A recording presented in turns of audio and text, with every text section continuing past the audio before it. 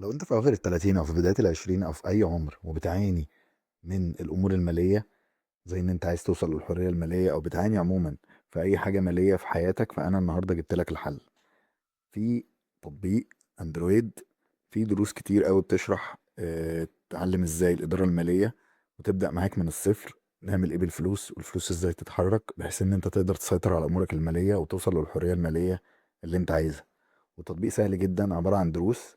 كل درس بتقراه وتفهمه كويس وبعدين تتم الدرس. هو الابليكيشن عبارة عن حوالي 109 درس او حوالي 98 درس. بتخش على اليوم تعديهم كلهم وليك مسار، وفي دروس للمبتدئين والمتقدمين.